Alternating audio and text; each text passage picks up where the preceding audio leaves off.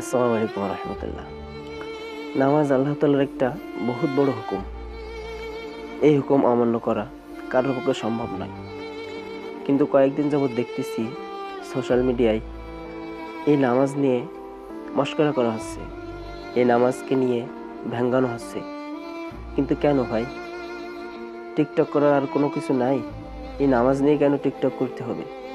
এই নামাজকে নিয়ে কেন ভেঙ্গাতে হবে?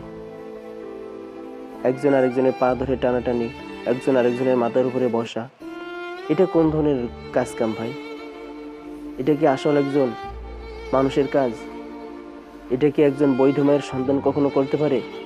আল্লাহ তাআলার এত বড় নিয়ামত নিয়ে, আল্লাহ তাআলার এত বড় হুকুম নিয়ে মশকরি করা।